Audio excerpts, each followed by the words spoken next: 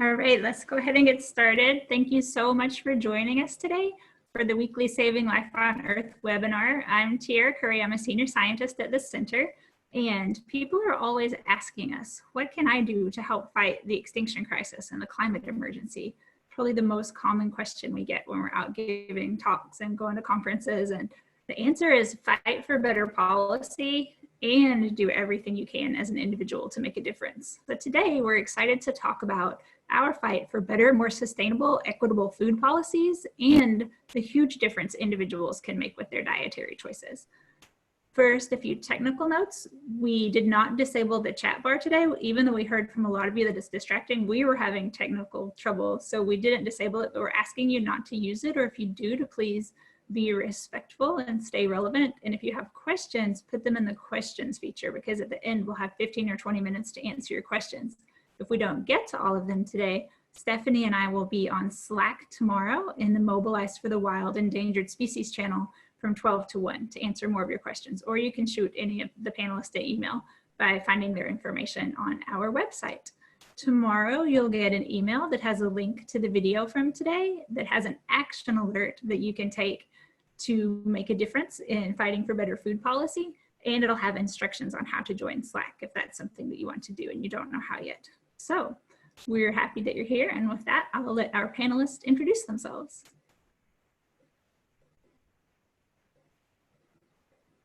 Jennifer, you want to go first? Sure. I'm Jennifer Molidor. I'm the Senior Food Campaigner, and I run the Take Extinction Off Your Plate campaign. Good afternoon. I'm JP Rose. I'm a staff attorney at the center based in Los Angeles, and I'm in the Urban Wildlands program. Hey everyone, I'm Stephanie Feldstein. I'm the Population and Sustainability Director here at the Center, and it's good to be on another webinar with you all.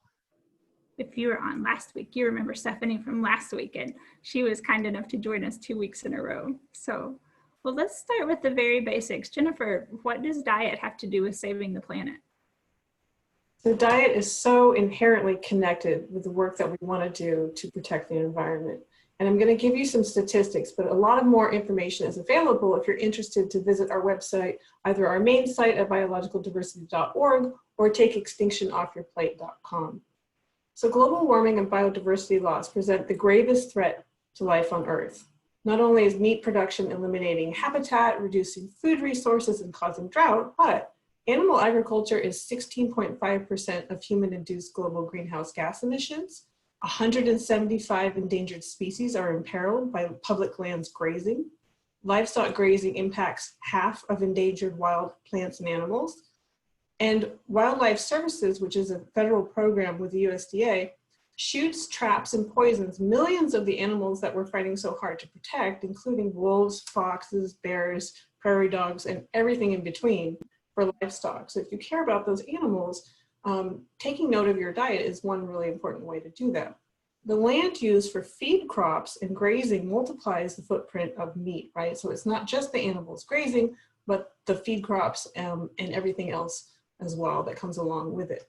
In addition to that, 80% of agricultural land is used for raising animals, and more than half of the grain grown in the country goes to livestock. In fact, nearly half of the water used goes towards meat production as well. So this is a big deal.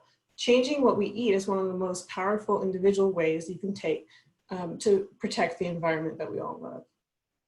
And so, for example, just to give you some idea of the scale of how impactful this is to make individual actions, cutting half of the meat and dairy from your diet can save as much as 500,000 gallons of water, more than 6,000 square feet of land, and the greenhouse gas equivalent of driving 4,000 miles less per year. In fact, if you want to picture it this way collectively, if every American eliminated meat just one night a week, every American just one night a week, the emissions savings would be like taking 30 to 40 million cars off the road for a year, right? So our work in all of our other programs, all the work that you're supporting, whether it's protecting wolves, protecting public lands, and so on, protecting biodiversity, is amplified by changing our diets or considering what we eat and how we eat. And I think, as we'll talk about further in this format and down the road, Changing our diets and considering our diets in the way that we eat and the way that meat is produced particularly can also prevent and limit the spread of further pandemics. So it makes sense to me that if I don't eat meat, that I'm helping prevent animal cruelty and stop pollution and like stop factory farms and slaughterhouses like we talked about last week. But as one person, if I stop eating meat, does that really help combat global climate change? Yes, it does. There's been a lot of research out there making the connection between dietary change and fighting climate change. Like we know from what Jennifer just told us that the food system as a whole has a huge impact on the environment and more broadly and on the climate. But researchers have found, and this includes the IPCC, the Intergovernmental Panel on Climate Change, they've found that we can't meet global targets for the reductions that are needed in emissions to avoid catastrophic climate change if we don't address diet, if we don't change the way that we eat. And they have looked at just changing the way that we produce food, and there definitely are some impacts that need to be addressed in the actual production of food, but what we eat is also critically important in this fight against climate change. And so that then comes back to us because there's a huge difference when you look at climate action between some of the other major issues that we deal with and diet. Like with energy, you walk into a room and you turn on the light, oftentimes you don't have a whole lot of choice of where that energy has come from. It's almost purely dictated by policy, even down to whether solar is available or affordable in your area. But for most of us, we don't get to choose our utilities. But at least 3 times a day, you get to choose what you eat. So when we're talking about shifting diets, we're talking specifically about what's happening with individuals. And to talk a little bit more about exactly how big that impact could be, there was new research that just came out earlier this month from University of Michigan and Tulane University that looked at the American diet and what would happen if different eating patterns, were carried forward. And one of them that they looked at was a 50% reduction in animal products in the US diet. So that's meat, poultry, dairy, eggs, and animal fats as well. And if half of the US diet, the animal products consumed in the US diet were replaced by plant-based foods, then that would cut individual dietary emissions by 35%. And that's a significant amount. That's why it's often talked about that diet change is one of the most impactful things that we can do as individuals. But the important thing to keep in mind too is that it's not just, that if I ate 50% fewer animal products, that my dietary emissions today would be 35% less. But it's really looking at cumulatively, what does that mean for the whole country and over time? And when they looked at that, they found that those savings would add up to 1.6 billion tons of prevented greenhouse gas emissions by 2030. And as I think Jennifer will probably talk about a little bit more later as well, beef is particularly bad for the environment and for the climate. And so if beef was further reduced in this dietary scenario down to 90% less, then there'd be more than 2 billion tons of greenhouse gas emissions that were saved. The other flip side of that is that if we don't change our diets, if we continue eating just business as usual here in the US, that by 2030, dietary emissions will rise by 9%, which puts us even further from where we need to be. So it sounds like individuals can really make a difference. So in terms of policy, the dietary guidelines are currently under review, but most people don't look at the food pyramid or my plate when they're making dietary choices. So why does it matter that the dietary guidelines are being reviewed? Well, to start with, is particularly in light of climate change, we need to recognize that all food policy is also climate policy, and the dietary guidelines are part of that. And so it's really important that they recognize sustainable diets. But even though we don't sit down and think about, does our plate look like the little plate on the government's website? What we do think about is the dietary guidelines influence nutrition education. So whether you're seeing a nutritionist as an adult or learning about it as a young child, that is primarily dependent on these government guidelines that are put out. So in a lot of ways, it influences how we think about food as a culture and as individuals, what we think of that makes up a meal, what we think of that's healthy. But even beyond that, the dietary guidelines, they really dictate the purchasing for schools, healthcare institutions, prisons, military facilities. government cafeterias, government programs like Meals on Wheels. So there's a huge amount of purchasing power that goes into the dietary guidelines. So if the dietary guidelines were to recommend less meat and dairy and more plant-based foods, then we would see huge shifts in the market. It also really affects the accessibility of healthy food because of all the programs that are determined by the dietary guidelines, and because the way we think about education and nutrition. This means that the dietary guidelines often determine whether healthy food is available, particularly in underserved neighborhoods, and it can really create more equitable food choices if it's designed to do so.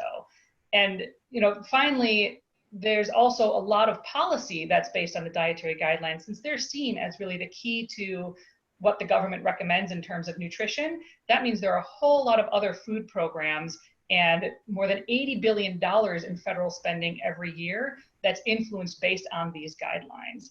And it's important to note too that the US is behind. There are more than a dozen other countries that have started to implement sustainability in their food guidance, particularly talking about the importance of food policy for not just fighting the climate crisis, but for food security in the future, and that they've adjusted their recommendations accordingly. And we need to do the same here.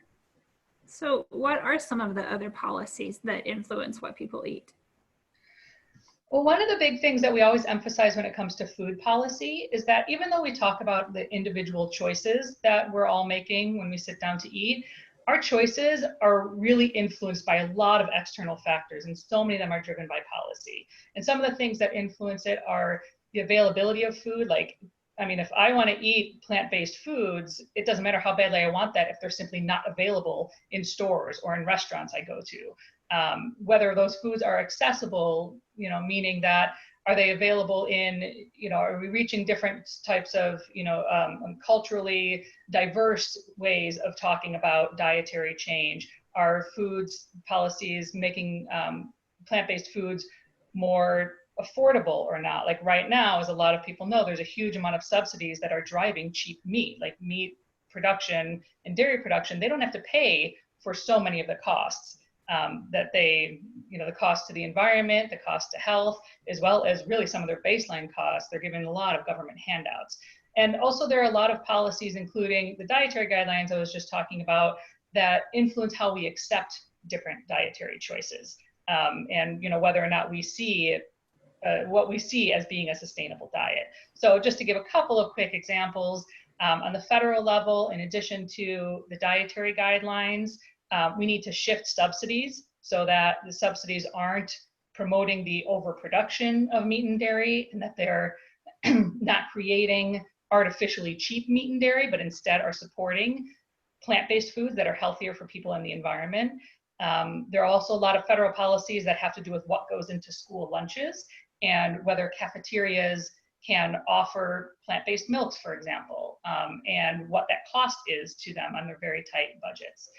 At the state agency, we'd really like to see these cross-agency food policy councils created.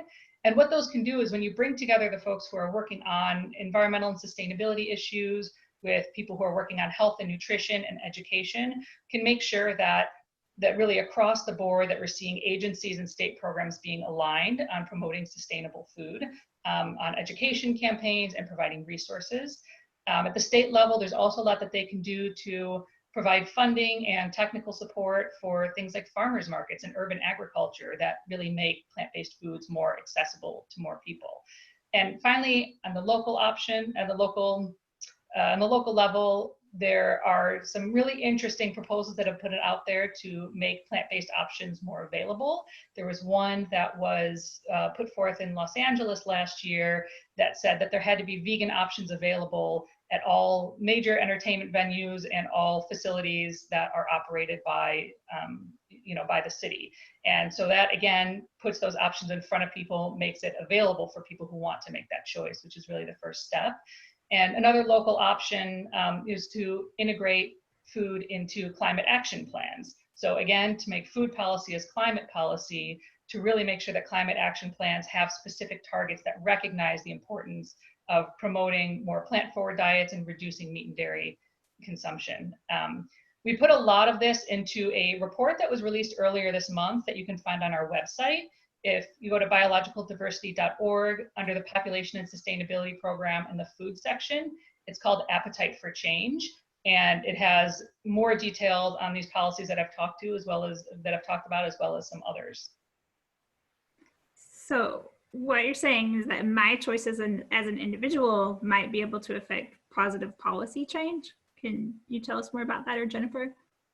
Yeah, absolutely. So this is a systemic problem, and we need systemic solution, but our individual choices really matter in creating forces that drive that systemic change, right? So create marketplace pressure, and that's going to lead to policy changes. So for example, we're having a lot of plant-based meat alternatives and burgers, and that discussion is going around, and we're seeing that in restaurants and grocery stores, and that's a result of individual pressure being put on the market, and it's having a change as well, and it will down the road affect policy changes.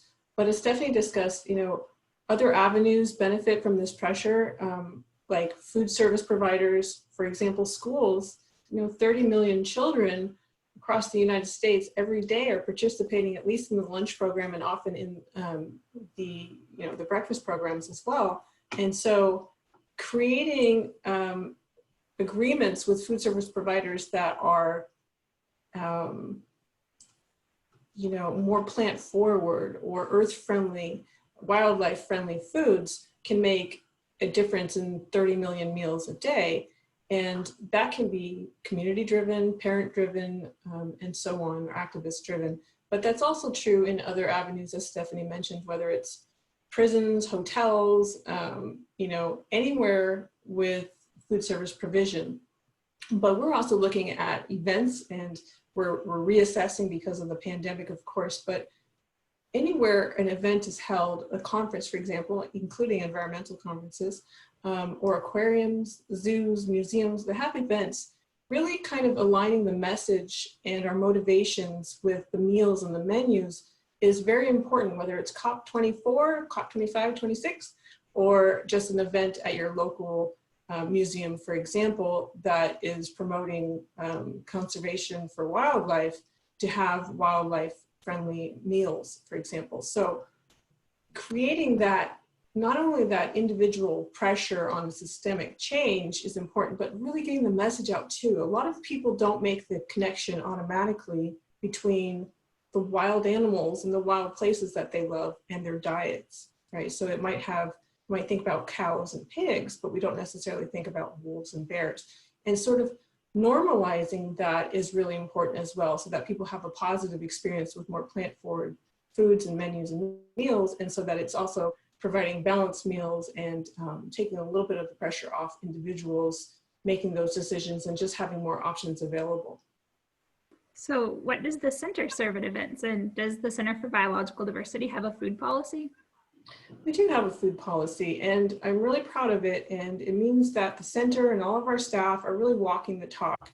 And we're one of the few and most bold and outspoken environmental organizations to do so, to be consistent in this way, so that we are serving vegetarian food at all center-sponsored events, whether it's kind of smaller office meetings or our larger organizational gatherings. Aligning that message with the meals that we serve is really important, because food is so important. It plays such an important role in supporting the work that we do across all of our programs. And again, you know, events like that are really, whether it's an office event that maybe our supporters have at their office events annually or whatnot, or, you know, a barbecue where you're having people over, or an entire enormous conference. These meals not only normalize the experience, but they make an immediate impact on the climate. So last fall, we released a report called Catering to the Climate, which was very influential on the industry and is available on our website if you want to check it out, which has great comparisons of the emissions and other water use and so forth between common meals that you might have at such an event, that really shows you the enormous impact on an individual level. And also if you magnify that by 5,000 for a large event, or by 100, and you think about all the events across the country, aligning the mission with the menus with earth-friendly, wildlife-friendly food that gatherings of that kind, which, you know, we're kind of walking away from right now, but gatherings of that kind are really, really impactful for our environment. So it seems like the elephant in the room for a lot of vegetarians or would-be vegetarians is grass-fed beef. So let's talk about that. Regenerative grazing, do you want to just tell us? Yeah, so this is a big can of worms here. And so I want to lay it out a little bit so that we're clear what we're talking about. We have grass-fed beef, and then we have regenerative grazing or regenerative agriculture. And those are not necessarily the same things. And yet there's a lot of crossover between them and kind of using of the terms where people might think that they're the same, and they're not. So grass-fed beef is distinguished because it doesn't necessarily come along with the regenerative principles. And that's a problem because it's poorly regulated and it's poorly defined by the industry. So to some degree, grass-fed beef could be anything. It could be beef fed any number of things, and is not the kind of pastoral image that we would think of when we think of cows and pastures and that kind of thing. So putting that aside, that has its own limitations. And talking about regenerative agriculture, certainly, ideally, in an ideal world, we want to work with regenerative principles and you know, livestock operators who are trying to do this the right thing, right? Some of the problems with it, though, are thinking about the massive amounts of meat that we eat, particularly beef in this instant. There are reliance upon industrial agriculture. And the idea that we could just swap that out for regenerative grazing is really problematic, right? So there's a study done recently that suggests that if we were to do that, if we were to switch from factory farms to just grazing on the landscape, we could only produce 27% of our current beef supply. So we can't just switch over, but it's more complicated than that. There are issues about, and dialogues and debates, and it's just really, it gets tense sometimes, about carbon sequestration. So the idea is that you can sequester carbon by, you know, hooves and trampling on the soil and that sort of thing. But it comes along with an increase in methane, right? So there's more of that type of greenhouse gas emission. It also has an impact that a lot of groups or individuals don't consider on wildlife. So that may be in terms of impairing arid landscapes where cows are not necessarily in tune for, or riparian areas that are very delicate and they're impacting the balance of the ecosystem, or, you know, direct killing of wildlife is just something that people don't talk about a lot. For livestock, I gave you the example of wildlife services, but there are other services, but that's our federal program. They're using taxpayer dollars to kill millions of animals for livestock operators. So this comes with a big cost deficit that we have to think about. And so the answer isn't necessarily to have one or the other necessarily, but we can't switch to more sustainable forms of the agriculture for raising beef unless we eat a lot less. That's the main conclusion. That has to be first. We have to eat a lot less. And that's going to help not only the production methods, but it's going to help the smaller farmers also as we transition away from factory farms to allow them to have reduced stocking so that they can have these more sustainable principles. So it's a very complex issue. And this is one that is really sensitive for some reason for people, but it's complex for us because it really needs to have the consideration of biodiversity and wildlife. How does this impact wildlife? And so when we talk about transitioning to pastures, for example, we might overlook our need for preserving biodiversity and wildlife there, right? So a pasture is not in itself biodiverse, it's just grass. So we need to think about emissions, we need to think about water use, we need to think about how this impacts wildlife. And the answer is not simple, but the clearest part of the answer is that we need to pretty substantially reduce our beef consumption out of everything. And it also needs to transition to plant-based foods rather than just another form of animal agriculture. And that's going to make a big difference on how we're able to farm and protect our food supply. So what about eating a local diet? Is eating local the answer?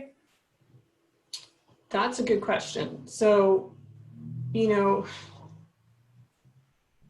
transitioning away from factory farms, for example, is going to include some local aspects. And I think a lot of people, like myself included, are finding in the pandemic especially that they're wanting to support community-supported agriculture, CSAs, or local farms. I'm doing that as well. And so certainly local is important, but I want to talk about how it's important and why.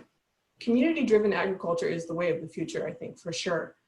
It's hard to have a CAFO in your backyard, and people on the front line know that all too well. So local is part of it, but plant-based or meat reduction has to be, again, the bigger part of it, or at least the first part of it. Or in other words, we can't just say, and this is a response we get a lot, just go local, right? So the problem with that is that in terms of food miles, the studies have shown that for meat, which is different from produce, for meat, eliminating the food miles by eating local only reduces about 1 to 4% of the greenhouse gas emissions, right? So it's higher for produce, and so we need to keep that in mind as well. But that's not even the main thing. Eating an entirely local diet doesn't compare to reducing your meat when it comes to greenhouse gas emissions. Reducing your meat makes a substantial higher difference, but beyond that, it also has a bigger impact in terms of reducing land use, water waste, pollution, wildlife killing, as I've talked about. And so the best thing to do is make sure that we are plant forward, which means reducing our meat consumption by, maybe the numbers that Stephanie mentioned, 50% of all meat, 90% of beef, that's ideal. Of course, as I mentioned with the examples, even eliminating meat one night a week has a big impact if we all did that. And so looking at meat reduction and how that can work in your life is going to make a strong impact. Now, following that up with organic and local is also going to be important as well. But we can't leave out the meat reduction because that has to come first. So in addition to like dietary changes, what can our members do to help? Well, I can talk a bit about that. Again, in addition, like obviously the dietary changes, we talk a lot about that, and that's really important because that helps really create, what's available in the market.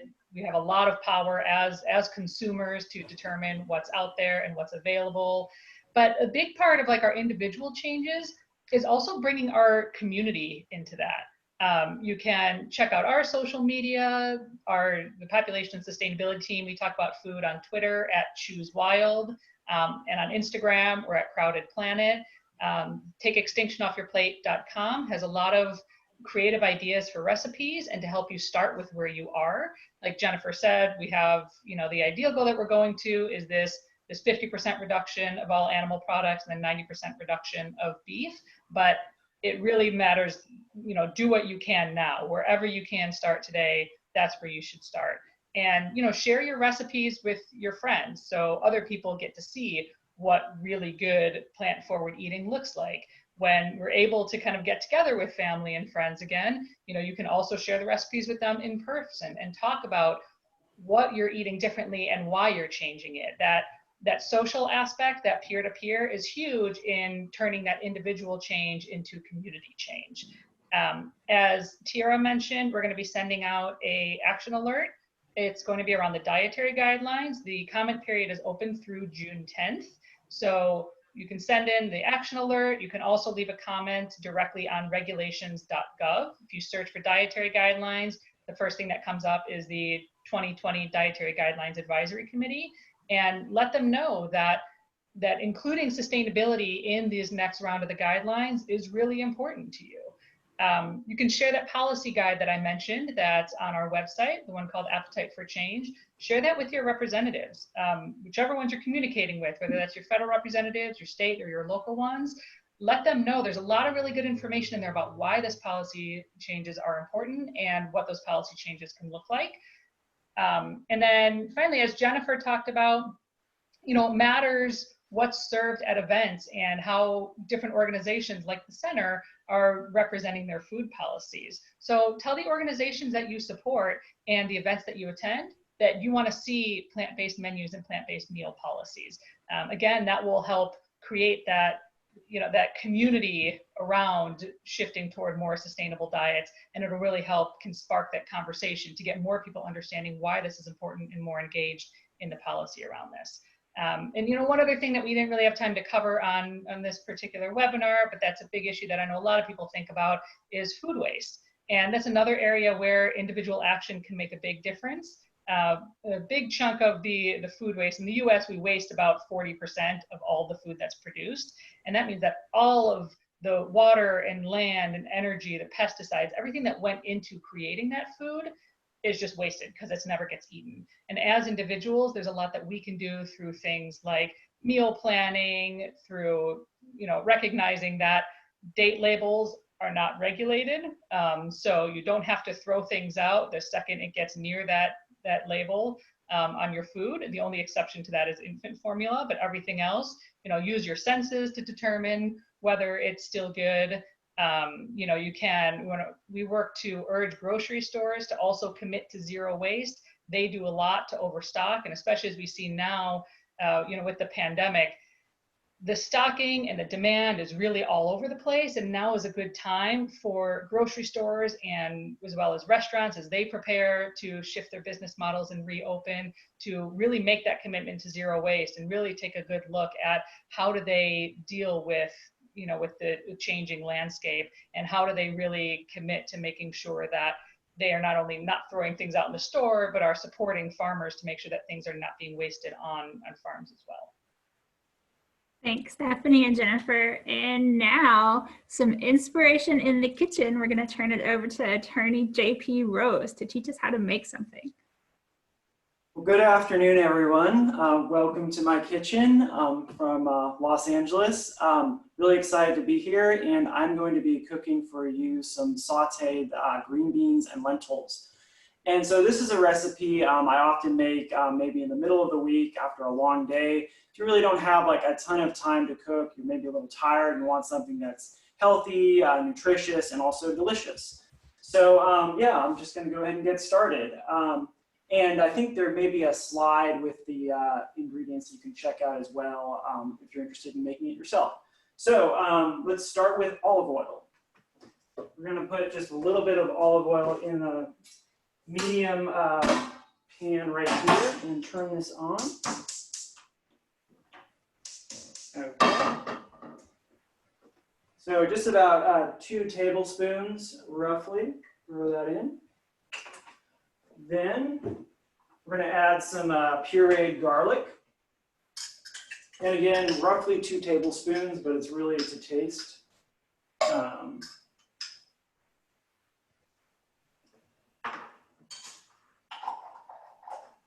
And obviously, if you prefer to chop up garlic cloves and have them fresh, that's awesome too. I'm just using the pre-made type. And then, so then we're going to put in the green beans. So roughly 12 ounces of organic green beans. I'm just going to go ahead and throw that in. And then to give them something to kind of marinate with, I'm going to put in the juice of 2 lemons. So I'm just going to chop these up really quick.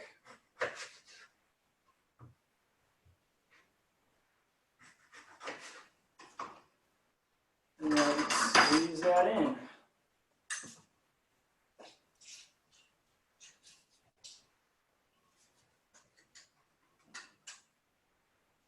And one thing I'll mention is that I've been vegetarian for 16 years and vegan for about 5 years. And just especially in the last couple of years, the amount of vegan and vegetarian options at grocery stores, at restaurants, has really increased a lot, which has been awesome. So I would say we're sort of living in like a golden age of veganism, or at least compared to the past. So yeah, there's tons of great non-dairy milks out there, even cheeses, which has been awesome. So squeeze this in, and one more. Okay. So just going to give that a quick stir.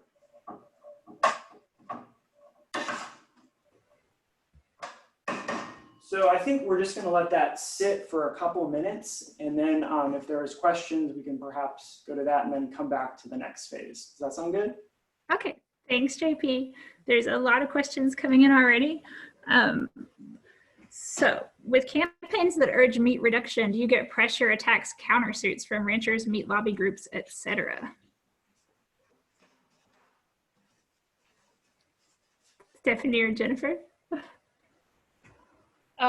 Sure, I can answer that. I know that that's something that a lot of people who get involved in this get concerned with. There was that really big case against Oprah years ago when she started talking about the problems with beef production, and the meat industry came after her. So far, we haven't been directly sued by the meat industry, but they do often attack us in their industry magazines and other industry news outlets. Almost whenever we have a big campaign that goes out, like recently we spearheaded a sign-on letter with more than 50 organizations calling on Congress to not use the COVID stimulus funds as a factory farm bailout, and that certainly got their attention as well. So they're concerned about this. There's a lot of chatter, and they are concerned about the work that we're doing. They're concerned about the increased attention that's being paid to the environmental impact, because they really don't have a whole lot in their defense about how much harder it is on the environment to produce animal products than plant-based foods. But so far there haven't been direct lawsuits against us, and we really do our best, of course, to try to design our campaigns and outreach to avoid that, so that they don't really have a legal leg to stand on. Thanks, Stephanie. We have a question about access and intersectionality. Not everyone has access to healthy local food. Food deserts are a big issue in low-income people of color communities. What does the center do to address these disparities? Jennifer, do you want to talk about that a little bit? Sure, that is a really big problem, and it's one reason why we need systemic pressure to change the subsidies to these communities that need more help and have equity and environmental justice as well. So the Latino community in Tucson and the Native community as well, we've been working kind of with local leaders, and we did a pilot project that worked with the food bank, and we did that with the at the time a sort of a colleague and now the mayor, Regina Romero of Tucson, to work with community leaders to serve environmental food, and that's also part of a program that increases access to community gardens, school gardens, and we're looking at getting more involved with that at the school level to bring in community advocates and groups that are inherently aimed to help these communities, but also doing through seed provision, growing better gardens, and increasing kind of food sovereignty as well. So this is definitely something that's on our, and we're trying to handle this sensitively by being as involved as possible, but also having it be community driven. So we're listening to what the community need is and finding a way to be involved in that. And I think it's going to be starting with food banks and community gardens for now. One thing, if I can just add to that, is this is a great example of where, again, it's both like policy and individual, because on the policy side, a lot of the things that Jennifer talked about, obviously the policies that created the food deserts are problematic, and there are positive policies such as increasing access to community gardens and urban agriculture and farmers markets. And there's a lot that we can do to make sure that fresh local food is more widely available. But there is also an individual piece as well, and an education piece. And there's really been this mythology that's been perpetrated that eating plant-based is somehow elitist, when the reality is that we see plant-based food driving cuisines in so many different diverse cultures. And there have been a number of studies out there that have looked at the difference between what if you followed the dietary guidelines according to the omnivore diet or as a vegetarian diet, and the vegetarian diet is significantly cheaper. Like, vegan food doesn't have to be expensive plant-based cheeses. Like a lot of times it comes down to balanced meals of beans and rice and vegetables and things that really are widely available everywhere. And so there's that individual piece of dispelling that myth, not just widely in terms of the narrative around sustainable eating, but also on that individual level. And some of that was integrated in the pilot program that Jennifer and I worked on in Tucson, where, you know, there was that combination of not just, you know, connecting with communities on community gardens, but also doing things like cooking demonstrations and teaching people about what are some of the local foods that really are widely accessible to people. JP, how are your green beans doing? Are we ready to jump back over to you for a minute? Or yeah, and just to piggyback on what you were saying, Stephanie, the ingredients to make this are extremely low cost. So basically, we have a can of lentils, which is like $2, a can of tomatoes, which is like $1.50. So all in all, it's probably under $10. So the idea that veganism is somehow elitist, I also disagree with.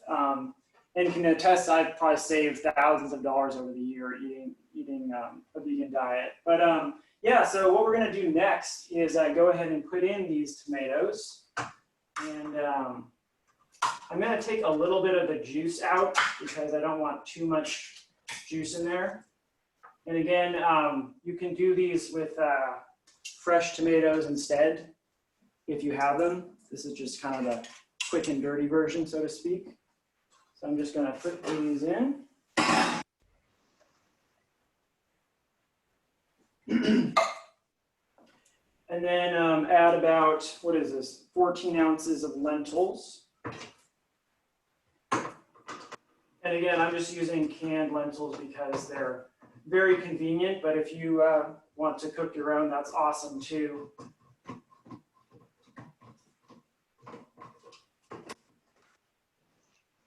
I'm doing this first.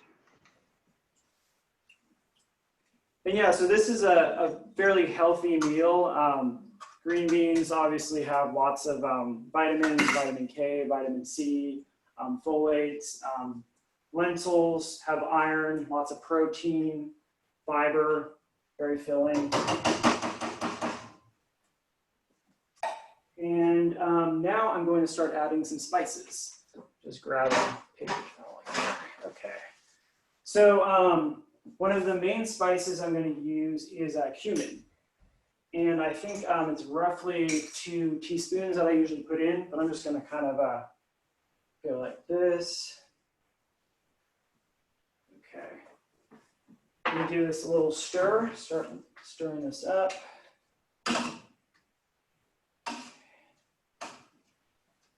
And I have this, I think I mentioned, on about medium heat, so not too hot. Turn this up a little. And freshly ground black pepper, definitely important here. Put in a bit of that. Okay, and then a little bit of garlic powder, because I love garlic. And then about a teaspoon of salt, roughly. And give that another stir.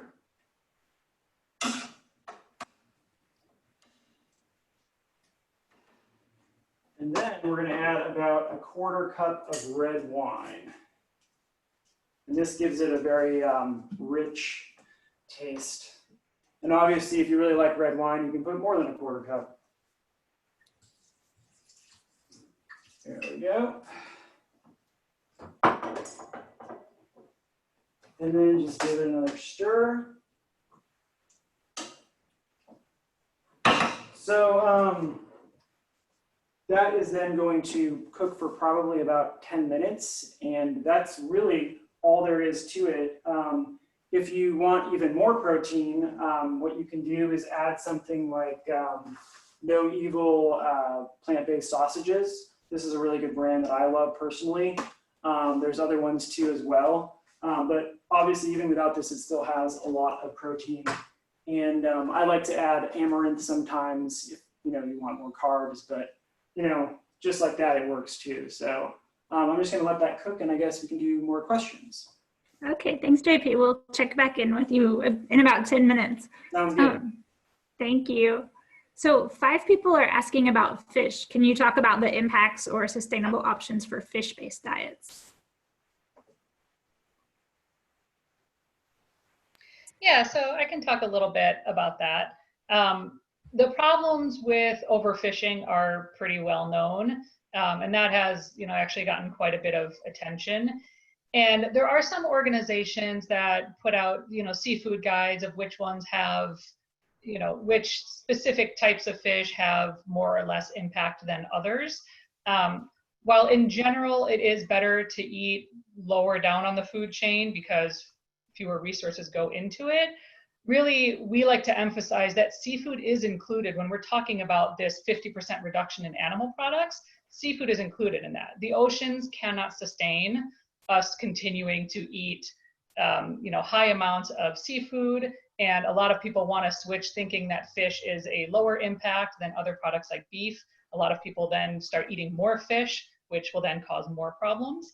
And I know a lot of people bring up aquaculture, but the problem with aquaculture is that they're really just kind of wet factory farms. They run into a lot of the same problems. People don't think about the fact that the fish that are raised in aquaculture environments, they have to eat something. And that something is either going to be feed crops, which runs into a lot of the, the excessive use of land and water and pesticides that, that we've talked about earlier, or they are eating other fish, which again run into the fishing problems of how those fish are being harvested from the ocean. So again, it's one of those situations where there are better and worse scenarios, there are better and worse options, but really at the end of the day, none of it's going to be sustainable if we don't eat significantly less seafood and again, switch that over to eating more plant-based diets, because eating plants is the lowest you can get on the food chain, and it's going to have the lowest impact.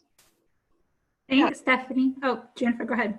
I just want to add, there are guides, as Stephanie mentioned, and one of them is with partners through the Monterey Bay Aquarium, and they do have recommendations. And so we want to make sure that, as Stephanie said, we're keeping reduction in mind first and foremost. But one of the reasons is, and I think a lot of people don't know this, is that wide-scale overfishing includes bycatch, and bycatch means that those long fishing lines are not just catching the targeted species, but they're catching endangered species from whales to turtles as well. And so it isn't just a problem, again, of how much fish we're eating in terms of the fish themselves and the species, but their impact on other species as well. Thanks, Jennifer. Stephanie, 3 people have specifically asked for the citation for the University of Michigan and Tulane study that you mentioned at the beginning.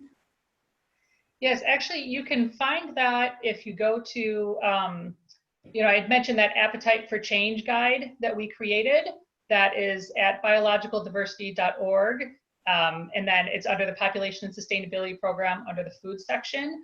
Within that policy guide, we actually have a summary of that research and a direct link to it. We helped support that research because we felt it was really important to really take a look at what different diet scenarios might look like a decade out from now. So you'll be able to find it there. And it's called the Implications of the Greenhouse Gas Emissions of Future Diet Scenarios in the US. And the lead author on it is Martin Heller. Thank you. We have a question about dairy. Can you talk about how someone can eat eggs or dairy with the least possible impact? And are dairy products as impactful as eating meat? Sure, I can start on that. And then Jennifer, I don't know if you want to hop in on that. Dairy is actually more impactful than a lot of other types of meat. It can depend on what it is that you eat, but realistically, a lot of people are eating, like when we look at the dairy market, we see a lot of people eating a lot of cheese. And that's where a lot of the government is helping to buy out surplus cheese. And cheese is a very high impact food because it's more condensed than just drinking a glass of milk. And because of that, it requires more resources. And of course, those resources, when we're talking about dairy, it's coming from cattle. And cattle, again, have they're responsible for more greenhouse gas emissions, particularly methane compared to other animals. They're big animals. They require a lot of feed, a lot of water to take care of them. There are a whole lot of inputs into dairy cattle. So if you're looking at, I mean, for one thing is look at where you can start to substitute out some dairy products. And again, for a lot of people, this has meant that it's easier for people to substitute out milk because there are a lot of options for plant-based milk. And that's great. And even if it starts with what you're putting in your coffee or what you're putting in your cereal, like start with that kind of substitution. But if you are looking toward, you know, to continue to include some dairy and eggs in your diet, I would definitely look towards, you know, looking at local small producers. Again, local, in addition to the problems that Jennifer mentioned, that it doesn't have quite the same, as much impact as reducing animal products. Local also is not a regulated label. So if you just see the word local, it could be a local factory farm that's 500 miles from your house. So really paying attention, you know, to your local producers and the farmers markets and understanding how big their operations are, and also, you know, whether they're organic. That can make a huge difference with dairy. You know, and what are some of their other practices? Talk to your local farmers. So if you can source locally, again, that can be more expensive. So reduction is oftentimes the best option there. You know, similarly with eggs, there are a lot of labels on eggs out there. It's kind of a mess. You can see things like natural or vegetarian eggs, and that doesn't mean anything. And even some of the more regulated labels like free range, there's a lot of wiggle room to what that can mean. So, you know, if you're able to talk to local producers, and if not, then really start to look for where are there substitutions and reductions that can be made. So what will help drive the price of environmentally friendly options down? A huge part of that is market demand. I mean, that's just kind of basic economics is, you know, we're already seeing this when it comes to plant-based meat, is the more people who are buying them, the bigger share that they have in the market, then the price tends to drop for them. You know, that's just the supply and demand trade-off. You know, and then there are, some of it is on the policy side, you know, and that's where we're working to, you know, really try to get more attention on the issues of subsidies and these government bailouts that are happening for meat and dairy producers and not for plant-based producers, and really trying to turn the tide on that so that more of that government money and support is going toward plant-based producers, and that, you know, animal agriculture and industrial livestock production in particular has to pay the true cost of production. Can you talk about wild game and legally and ethically killed elk, and also touch on indigenous people in meat consumption? Because there's like a big difference in factory farmed meat and grocery store meat and like traditional buffalo hunts. Jennifer, you want to field that one? Yeah, that's a lot, and I don't know that I can adequately cover it in a few minutes, but it's a complicated issue. And when we're talking about factory farm reduction, you know, what we're talking about is not traditional culture reductions in practices as well. We're talking about these enormous CAFOs, factory farms, industrial scale agriculture, which are just a blight on the landscape. And so, you know, elk is an interesting issue, and we were just talking about dairy farms. And so I grew up in dairy country, and for example, you know, the county nearby in this that I'm thinking about is got working towards non-lethal predator control, which is a good step. But the dairies in this area, the ones that are remaining on the Point Reyes National Seashore, for example, are directly harming the Tula elk, and they're keeping them in exclosures from water. So those are native ungulates that are on public lands, and they're being harmed by livestock grazing and also from the dairy farms. So that's one relationship to elk. And then another, of course, is that the hunting of elk. And what we're talking about here in terms of meat reduction is scalability. This is not a scalable thing. Not everybody can go out and hunt game, but there are regions in the country where this is more of an option than going to the local market and purchasing something. So people have different cultural backgrounds that we respect and appreciate, and the solutions are not going to be the same for everybody, for sure. The number one problem impacting meat production is this large industrial scale approach to it. Thanks, Jennifer. Let's go back over to JP. How's it going in your kitchen? Good. So I think it's almost done. The one thing I forgot to add was just a little bit of cayenne pepper. So I'm just going to add a splash of that. And then I guess I'll just show you all what I'm doing over here. So yeah, it's basically, let's see if you can see that. Yeah, there's what we just made. And yeah, again, it's good with, if you need some like carbs to go with it, quinoa, brown rice, French bread, amaranth, something like that. The juice really will be sucked up by the rice or whatever. It'd be really tasty. So yeah, thanks for following along, and hope you can make it sometime. Thanks, JP. That was very inspirational because I personally live on cereal and chips and salsa, so it was fun to watch you make that. People are asking for advice on how to guide the conversation with friends and family who eat meat to convince them to change. Yeah, that's an excellent question, and that's definitely a huge issue. You know, a few things to keep in mind with it is, you know, one is timing. If you are, you know, when we go back to a time when everybody's actually able to go out and eat, you know, once everybody has like already ordered their steaks or whatever, that's not the time to break out a lecture. I mean, just be realistic. Like, nobody is going to completely change what it is that they're eating before the bill comes at that point. You know, like just be realistic about the timing of it, and that can make a huge difference with the reception. I think it's really important not to like blame and shame people for their food choices, because as we said, like there are a lot of things that influence what people eat, and we didn't even get into all of these, like, you know, we didn't at least get deeply into all of like the cultural influences and the identity influences and people's understanding of health. And so there are a lot of reasons why people make the choices that they do. And so recognize that and try to steer clear of blame and shame. I found that one of the most effective things that you can do is to just really speak honestly and passionately about why you've made the decisions that you've made.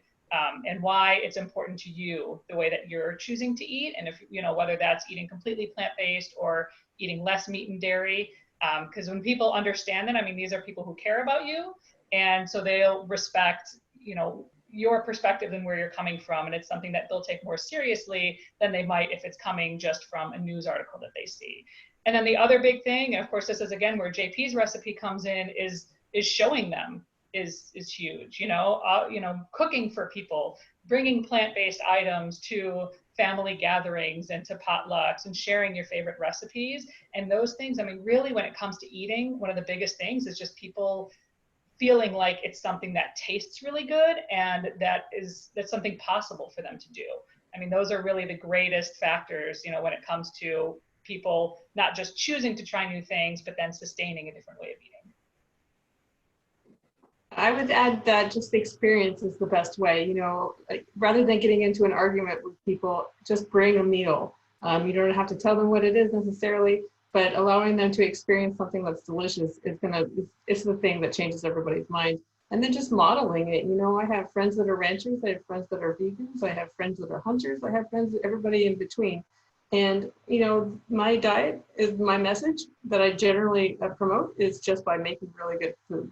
And if people like it, then that can help. And if people don't like it, you know, I'll make something else and I'll try again. And then I can make the connection between the wildlife. Everybody loves wildlife. We all love beautiful places, and we kind of start with that commonality. So what about companion animals, dogs and cats, and carbon footprints? 3 people have asked about that. I know we're almost out of time, but do you want to touch on that? Yeah, I can talk briefly about that. Yes, companion animals eat a lot of meat. Cats in particular, I know that there are some vegan foods on the market, but cats are obligate carnivores.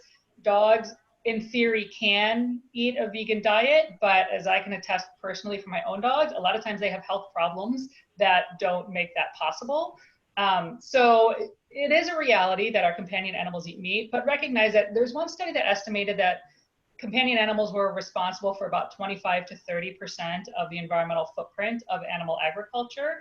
But one big factor to keep in mind is, even though there is a ton of like boutique pet foods out there, that the majority of the meat that's going into animal foods is meat that people won't choose to eat. I mean, they're not getting like the prime cuts. So a lot of times the animal food winds up being a byproduct of the human food market. And so even as we reduce animal agriculture, those byproducts will still be available for our companion animals. But, you know, one of the things to keep in mind is, you know, even when we can't change our companion animals' diets, we can change our own diets. And to me, like, that's another motivator that, you know, my animals have to eat meat. So I keep that in mind when it comes to what it is that I'm eating, as well as some of the other choices that I make. You know, and we can also, with our companion animals, you can look at, are there places where you can maybe cut back their meat in terms of their treats? You know, some of them really like plant-based treats, even if their main diet needs to be, you know, based in animal products. So it is a reality of what we're living with, but also, you know, the main part of the market, it's still on us. It's still on the meat and dairy and other animal products that humans are eating.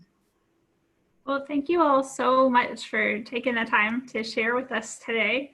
And thank you at home for joining us. Next week's webinar is going to be on Wednesday. It's Mobilize for the Wild, and they're going to talk about organizing to end wildlife trade. Wildlife trade is a major driver of extinction, and it's also a threat to public health, as we're all experiencing right now. So they're going to do a deep dive on how you can organize to make a difference. Then the week after that, on June 11th, we're going to talk about plastic production and the fossil fuel industry and why they're pushing plastic production and the harm that has on human communities and marine life.